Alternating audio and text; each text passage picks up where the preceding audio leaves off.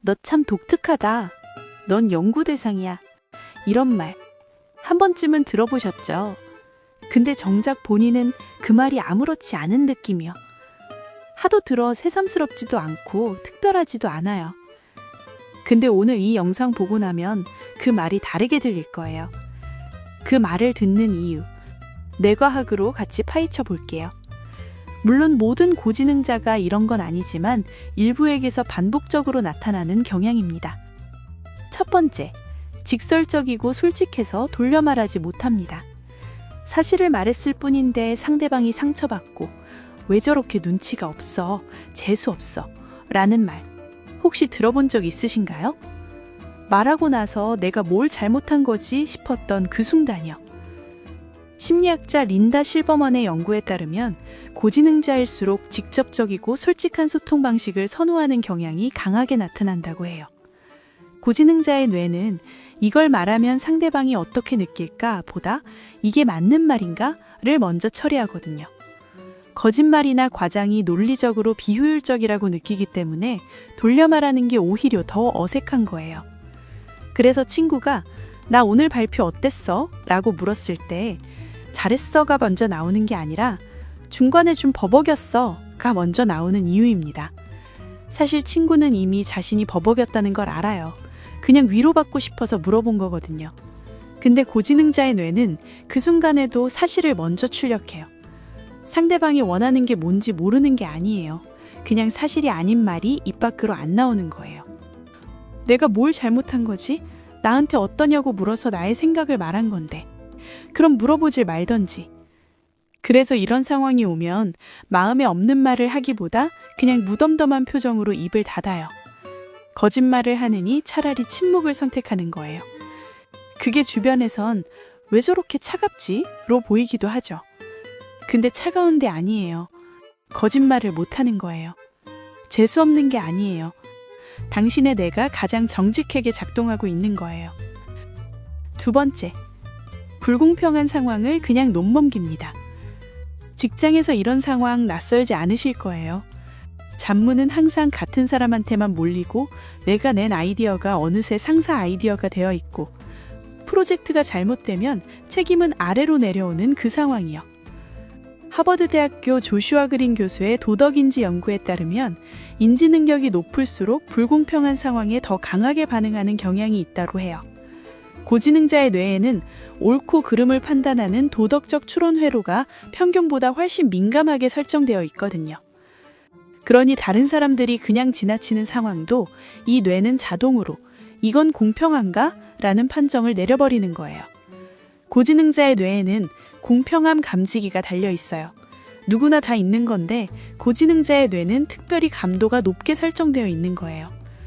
그냥 넘기고 싶어도 뇌가 먼저 반응해버리는 거예요. 예민한 게 아니에요. 당신의 뇌가 세상의 불공평함을 더 선명하게 포착하고 있는 거예요. 세 번째, 규칙이나 권위에 쉽게 납득하지 못합니다. 학교 다닐 때 선생님한테 왜요? 를 자주 물어서 눈치를 받은 경험 한 번쯤은 있으시잖아요. 직장에서 원래 다 이렇게 해 라는 말을 들어도 도무지 납득이 안 됐던 그 느낌이요. 심리학자 레이먼드 카텔은 이를 유동지능의 핵심 특성이라고 설명했어요. 유동지능이란 기존에 학습된 지식이 아니라 새로운 문제를 논리적으로 분석하고 해결하는 능력이에요. 이 능력이 높을수록 왜 그래야 하는가에 대한 답이 납득이 되지 않으면 그냥 따르는 게 구조적으로 어려워요. 빨간불이니까 멈춰야 해는 납득이 돼요. 이유가 명확하니까요. 근데 원래 이렇게 하는 거야는 납득이 안 돼요. 납득이 안 되면 자동으로 의문이 생기는 뇌구조예요. 선생님 표정이 굳어지는 걸 알면서도 그 질문이 나올 수밖에 없는 거예요. 불편한 질문을 던지는 사람이 조직을 불편하게 만들기도 하지만 동시에 그 조직이 발전하게 만드는 사람도 바로 그 사람이에요. 근데 진짜 중요한 건 여기서부터예요. 이 사람들 머릿속에선 무슨 일이 벌어지고 있을까요? 이게 멋있어 보일 수도 있지만 솔직히 말하면 꽤 피곤한 구조이기도 합니다. 네 번째, 머릿속에 관찰자가 따로 있습니다. 고지능자는 결정을 내리기까지 시간이 걸려요. 그게 우유부단해서가 아니에요. 고지능자의 뇌는 하나의 선택 앞에서 여러 경우의 수를 동시에 검토하거든요. 심리학에서는 이를 최대화 성향이라고 하는데 인지 능력이 높을수록 강하게 나타난다고 해요. 근데 흥미로운 건 한 번 결정을 내리면 단호해요. 합리적인 반론이 없는 한 절대 흔들리지 않아요. 그리고 누군가한테 화가 났을 때 화를 내면서 동시에 내가 왜 지금 화가 난 거지? 저 사람이 뭘 건드린 거지? 를 분석하고 있어요. 감정을 느끼면서 동시에 그 감정을 바라보는 거예요. 즉, 자신의 사고 과정을 동시에 바라보는 능력이에요. 인지심리학자 존 플라벨은 이를 메타인지라고 불렀어요. 지능이 높을수록 이 능력이 발달해 있어요. 머릿속에 관찰자가 따로 있는 거예요. 과하게 생각하는 게 아니에요. 당신의 뇌가 더 많은 각도에서 세상을 보고 있는 거예요. 5번째, 합리적이면 본인에게 불리해도 인정합니다. 인지과학에서는 이를 인지적 유연성이라고 해요. 새로운 정보나 논리적 근거가 나왔을 때 기존 생각을 빠르게 수정하는 능력이에요. 인지적 유연성이 높을수록 자신의 오류를 더 빠르게 인식하고 인정하는 경향이 있는데 고지능자일수록 이 능력이 특별히 발달해 있어요. 이게 단순한 성격 차이가 아니에요. 고지능자의 뇌는 내가 옳다는 감정보다 이게 논리적으로 맞는가를 먼저 처리하거든요. 그러니 틀렸다는 게 명확해지는 순간 자존심을 지키는 것보다 사실을 받아들이는 게 오히려 더 자연스러운 거예요. 자존심이 아니라 논리가 판단의 기준이 되는 뇌 구조예요. 친구랑 언쟁 중에 친구의 말이 논리적으로 맞다 싶으면 아, 내가 틀렸네 하고 바로 인정해버려요. 상대방이 오히려 당황할 정도로요. 보통 사람은 지면 자존심이 상해서 인정을 못해요. 근데 고지능자의 뇌는 내가 맞냐 틀리냐 보다 이게 논리적으로 맞냐 틀리냐를 먼저 따져요. 반대로 아무리 본인에게 유리해도 논리적으로 말이 안 되면 절대 그냥 받아들이지 못하고요. 고집이 없는 게 아니에요.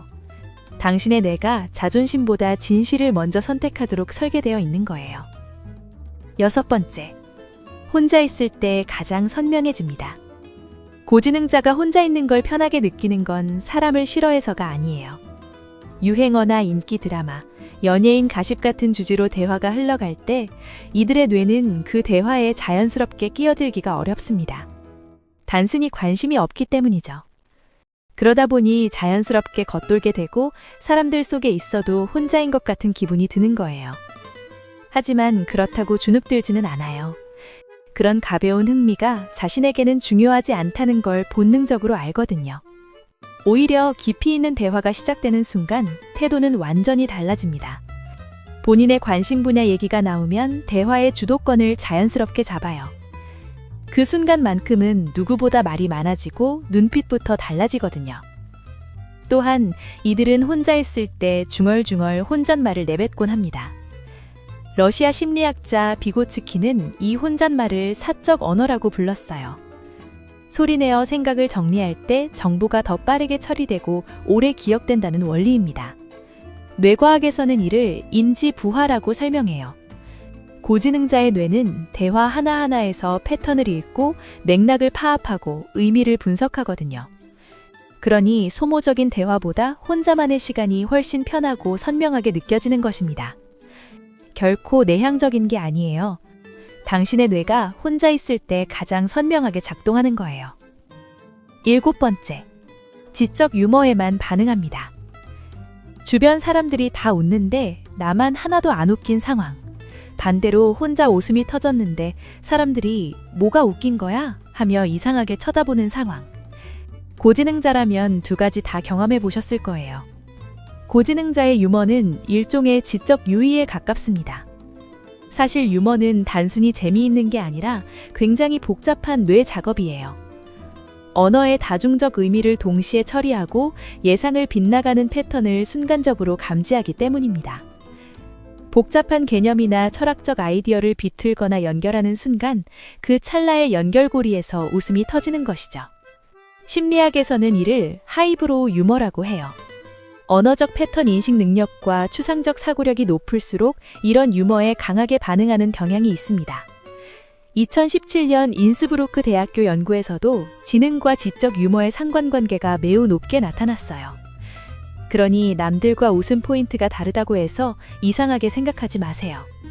당신의 뇌가 남들 보지 못한 연결고리를 순간적으로 포착해낸 것 뿐이니까요. 8번째, 배움을 멈추지 못합니다. 고지능자는 배우는 방식 자체가 달라요. 새로운 개념을 빠르게 습득하는데 단순히 암기하는 게 아니에요. 지식과 지식 사이의 연관성을 찾아내고 스스로 구조화하거든요. 그래서 배우는 속도 자체가 달라요. 기타를 배우다 보니 음악이 수학이랑 닮았다는 게 보이고 요리를 하다 보니 화학 반응이 눈에 들어오는 거예요. 심리학자 캐롤 드웩은 이를 그로우스 마인드셋이라고 불렀어요. 지능이 높은 사람들에게서 이 특성이 더 강하게 나타난다고 했어요. 그리고 반복적이고 지적 자극이 없는 환경에서는 금방 지루함을 느껴요. 권위나 기존 지식을 무조건 받아들이지 않고 스스로 논리적으로 검증하는 과정을 통해 배우거든요. 그래서 배움을 멈추지 못하는 거예요. 검증하고 연결하다 보면 궁금한 게 끝나질 않으니까요. 오늘 이 영상을 끝까지 보고 있는 당신, 적어도 이런 사고방식에 익숙한 사람일 가능성이 높습니다. 이 특징들이 당신을 특별하게 만드는 게 아니에요. 당신의 뇌가 세상을 처리하는 방식을 조금 더 이해하게 되는 계기가 됐으면 하는 마음입니다. 결국 지능이 높다는 건 세상을 해석하는 도구가 남들보다 훨씬 정교하다는 뜻입니다. 그 정교함 때문에 피곤하게 살지 아니면 남들 못 보는 기회를 잡는 무기로 쓸지는 본인의 선택에 달렸습니다. 오늘 가장 공감받던 특징, 댓글로 서로 공유해보면 어떨까요? 저도 진짜 궁금하거든요.